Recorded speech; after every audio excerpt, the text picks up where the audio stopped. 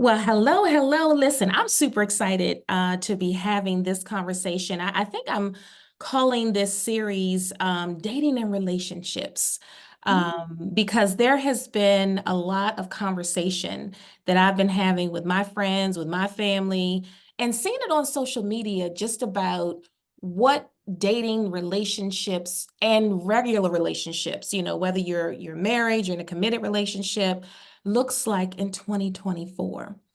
So I'm super excited to be here with my friend Cara.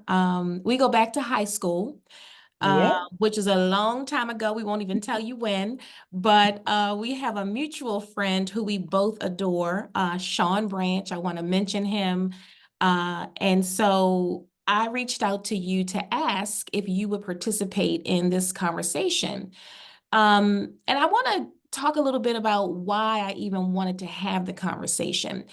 Um, Many of you know if you follow me on social media or if have a relationship with me on any level, you know that I'm now divorced and entering into this world of establishing connection with someone or multiple people just to kind of get to know, Mhm. what does this thing look like? And I'm hearing so many different perspectives. And so I've asked some of my friends and family who are in different stages of relationship to engage with me in a conversation. There is a chapter in my book, I'm Here Now What? Finding Joy After the Storm, that is devoted to the dating game, but there's also snippets about just relationship in general. And so, Cara, thank you for just entertaining me with this question that I want to pose to you. Yes. Well, I like any opportunity to connect with my good girlfriends. I'm always willing to connect. I love it. This is my favorite thing to do. So thank you for having Yes. me, No, Erica. thank you. So, and yeah, I want you to mention the good girlfriends when we wrap up, because I think that's something that we as women need to know about. So I want to talk about that in a little while. So tell me, Cara, how long have you been married? It'll be 20 years in July. Wow, Yep. 20 years. 20 years. Yeah. That's a long time, and kudos to you and celebrating you and Andre for that, which will be a milestone soon. So Mhm. here's my question to you. With 20 years of marriage, how do you manage self while you are also fostering and cultivating and nurturing a healthy relationship? Well, and I thought about this question because you did tell me it in advance, so I had some time to think about it. And first, I just want to say that everyone has to define what healthy relationship means to them. Mhm. So, I believe that we have at least a decent relationship and pretty healthy Mhm. marriage. But I know that part, the main part of our relationship or the center of our relationship is our Christian relationship. Yes. So Christ is at the center of our relationship. So we start with that. Mhm. Mhm. Um, and he's been the one that has sustained us and not just sustained us, but allowed us, at least I'm going to speak for myself, and I hope I could speak for Andre, to Mhm. enjoy the journey. Mhm. Not that it's all been joy. There's been some, challenges as well, but I've enjoyed it and continue to enjoy it. So, and I think that part of that comes from having Christ at the center of it. Yeah. So, um, but when I think about how I maintain myself in the relationship, I have to also mention that we don't have any children. So we are married with no children. Mhm. So we don't have that extra challenge of having to spend time with children or devote our energy to children. So I think that allows me to have more time for myself. Mm. So I just want to start with that as well, because Yeah, that's a big challenge for a lot of wives who are also mothers. So, absolutely. um, and then I think that our personalities, Andre and I have similar personalities in the sense that we like our space. So we're okay. We are comfortable with each other having their space Mm. to think, do whatever, and we're not challenged by that. We're not jealous of that. We are fine with it. It works for us because we both enjoy having our own space. So we each have our own outside interests. You know, he's running a business, so that keeps him very busy. I have my own outside interests. I enjoy golf. He's not a golfer. You know, Mhm. I enjoy shopping. He is a shopper, but I enjoy a different type of shopping. So, you know, Yeah. I have my outside interests. He has his interests. So we each have things that are just for ourselves. Mhm. So I think that's, you know, it's healthy that in a sense that we can come together and enjoy each other's company and do things together, but we still have outside interests that, you know, if one of us wants the other to participate, we will, but Mhm. it's not necessary for the other person to participate because it's something that we have on our own. Yeah. So, but I think the key to that has been we've had the time to do that because we don't have Children. children. Mhm, mhm. You know, I'm glad you brought that up because I think it's important to, you know, I've heard, and I could probably say this was me in at a point in my marriage, was that, you know, once you get married, it's like, oh God, you know, you always have to do and be together and go to all the same places. And, you know, if you show up somewhere and your spouse is not with you, it's like, oh my gosh. But at the end of the day, you saying that you both have, you know, similar interests, but you have other things that you're interested in that you can devote time to, and you can go and do those things, fill yourself up and enjoy and grow and have fun and still come back together. And I Mhm. do appreciate you saying that because when we talk about relationship, it is you coming together as a couple, but you also have this level of autonomy where you can be your own person, and you And both seem to appreciate that about each other.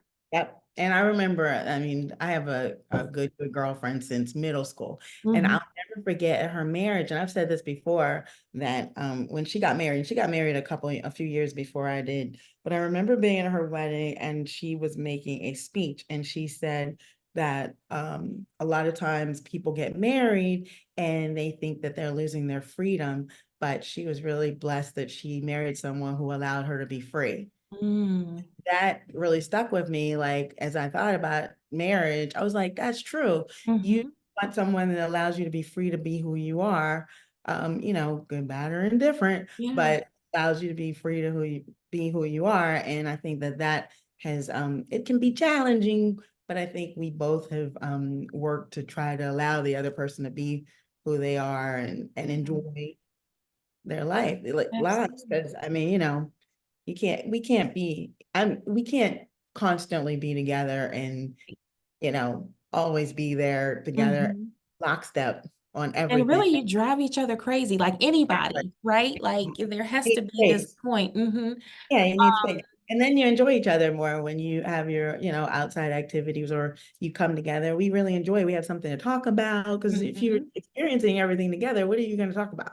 Exactly, right. You leave So no room for sharing and learning something new about each other, which is exciting. growing and constantly growing and if you're together and one person's growing and the other isn't, then that can be a challenge as well. But if you're both growing, then Mhm. you know, then you're moving in the right direction together, then that seems to work. At least in our house, it's been Yeah, working. absolutely. And you bring up another good point. You know, I could probably talk to you for hours about this, but you know, as we prepare to wrap up, you bring up a good point in terms of um, you know, just thinking about what works for you because everybody's going to be different. And you started the conversation off by saying people have to define, well, what is healthy? And that's one of the things that I think I'm learning in this stage is having conversations with your companion to define that. Like, what does healthy mean to you? And what does it mean for you if I need my space, and how do you feel about having your space? Like those are the kinds of conversations that in this stage, you know, for those of us who are reestablishing relationship at some point, that we need to think about. And you also brought up another point about you not having children to devote time to and to take care of their needs. And so that makes it a little bit different and enriching for your relationship, and that's what works for you. So Right.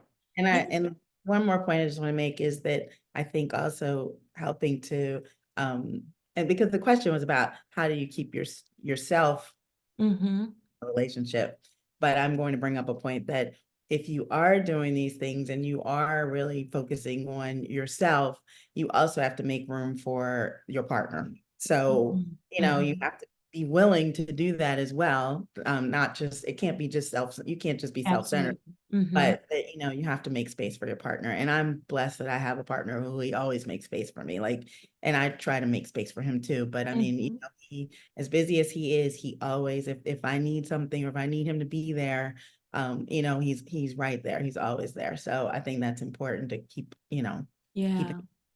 keep a healthy Yeah, relationship. that's a great point because it's not there's this thing called harmony, right? Between your relationship and then what you need for self. And I think that when you are mature and learning and growing and you're feeding each other, then that's probably an easier part to do. Not saying that it's easy, but it makes it a lot better when you guys are on the same page and working to be there for each other and giving each other the space that you need to be in your own space.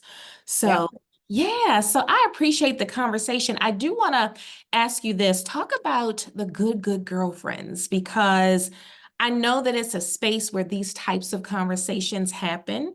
So I Yes. want you to talk a little bit about that and how can the viewers find the good girlfriends and tell us what's coming up next.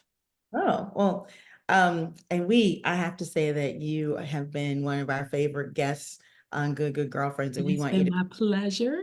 tour. You just tell But me when. well, the Good Girlfriends was just a concept that one of my best friends and I had during the pandemic. We actually started it in October 2020. And it Mhm, was during the beginning of the pandemic when we realized that we had heard from a few of our girlfriends that they were lonely. mhm, And my good girlfriend who started this with me, we weren't lonely because we had each other to talk to constantly all day long, just as we had done prior to the pandemic. But mhm, we knew that there were some women out there who felt, kind of isolated and disconnected. So we just wanted to start having conversations on Facebook so that they could join in and talk about things. And plus, we also realized that there were conversations that we were having amongst ourselves that we thought other women might benefit from. We talked about everything. My good girlfriend and I talked about everything. And we mhm, were like, we should try sharing this on Facebook. So mhm. we just jumped into the space. We had no idea what we were doing, and it just became a thing. Yeah. And we started having we pick a topic each week. In the beginning, we were doing it weekly, which everyone was home, so people were more engaged. Mhm, So we did it weekly on Thursday nights at 8 p.m. Facebook Live, and we would pick a topic from just like this, dating or marriage. We did I'm trying taxes and it's tax season. So I'm thinking about that mhm, taxes. We've talked about fixing your credit. I mean, we've done everything. We've talked about divorce. We've talked about our mothers, how our mothers affect our, mhm. relationships and what, anything under the sun. Any I topic that, yeah. Yeah, we've talked about almost every topic. And so it became a thing. And it's 8 p.m. on Thursdays. We don't do it as regularly now. Our Mhm. last one actually was speaking with you when we talked Okay. about a wonderful book. We Mhm. are planning to do one February 15th, and it's Okay. going to be about menopause. And we've Oh, been I need to be we on have that. we have been waiting to do this chat, and we finally found someone that a doctor who will join us to discuss it. So we're asking everyone to bring their questions, but that will be our next one on February 15th. But if anyone's interested, we have some really good content out there. You can learn a lot. We also highlight African American owned female businesses Mhm, at the end of every segment. So we've learned about a lot of wonderful businesses and their products and services. And if anyone's interested in checking out any of the talks, we have a YouTube page, Good Girlfriends Chat. And you can see all of the different chats that we've had over the last few years. That is So awesome. And I know I enjoyed having the conversation with you and Jeanette, and the upcoming conversation, February 15th, about menopause. I'm going to write that on my calendar because I have I don't even know if it's questions or just knowing that it's a conversation that at 53, I'm like, yeah, I need to just be in it because there's a lot happening. But I do appreciate you in the space that you've created because when women have a safe space to go to and have conversations, is healthy. And that too is a form of managing yourself, whether you're in a relationship or not. yes, and let me tell you that we didn't even discuss that, but one of the best ways that I've been able to keep myself within this relationship is my good girlfriends. I Mm, have never compromised my female relationships within my marriage as far as spending time with them.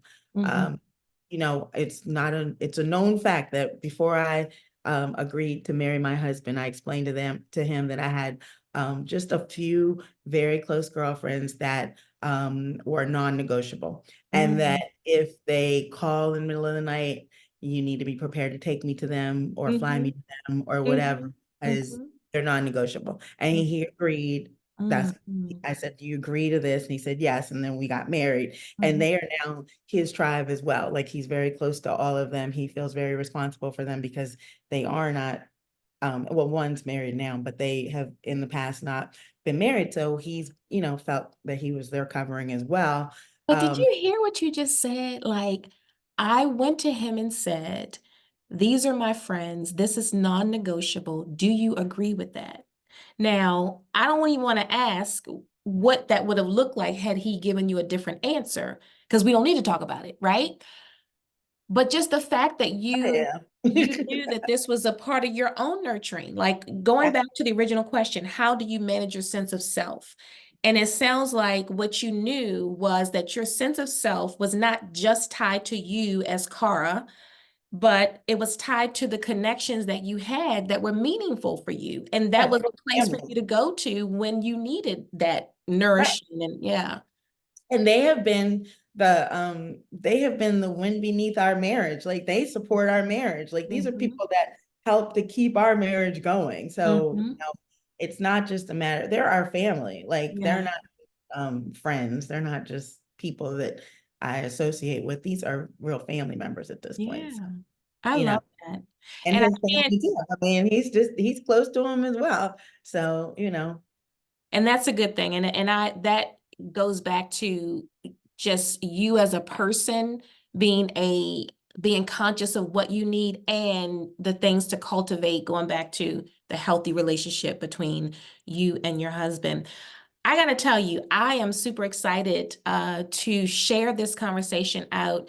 And I'm hoping that when people hear it, that they will get whatever nuggets they need to help them to be in right relationships. So whether you are married, you can get something from this conversation. And whether you're not, you can still get something because I think you dropped a lot of gems. And I'm looking forward to continuing on with other conversations to just keep this discussion around dating and relationship going. And here's the other thing I want to say before we wrap up. Like, I say dating as if to suggest that people who are married don't date. They should still be dating, oh, right? absolutely. So I just want to say that for the record, because we're not just talking about single people who are, going out with somebody, but it's about you dating your husband That's right. in the midst of your relationship. You have to have date nights. You absolutely do. And Yeah. before we close, I have to give a shout out about your book. Your book, I'm telling you, I couldn't put it down. And so I will tell the story that I bought the two books, one for me and one for my good girlfriend Jeanette. And Mm-hmm. I read the book before she started it, and I kept saying, you got to read this book, because a lot of, her story was Is within the story. related. Mm-hmm. Yeah, and I kept telling her, and I said, you gotta get this book. She had the same reaction. As soon as she got it, she couldn't put it down. It's a phenomenal book. I'm telling you, it's for everyone. It's not just for women that are going through a divorce, or it's for anyone going through any type of transition. I absolutely loved the book. I'm telling Thank you. you. Thank you. Thank you. Thank you. So I appreciate that because that's a great segue into some final thoughts. And that is, if you are looking for your copy of the book, then please do go to Amazon. You can purchase it in paperback, hardcover, and it's also available on ebook. And you're right, that was the intent. To share my story, yes, but also to give nuggets to women, no matter what stage you were going through or what the it is for you. So I do appreciate that. I'm just looking at my notes just to make sure that I don't miss anything because there was so many juicy things here in the conversation. But I do want to take this moment to thank you for joining me. Thank you for the conversation. And I'm going to encourage everyone out there to just stay tuned for the next video on this topic of dating and relationships. So Cara, thank you, sis. And I look forward to that February 15th Good Girlfriends conversation. Yes, thank you, Ericka. Thanks for having me. Absolutely. Thank you.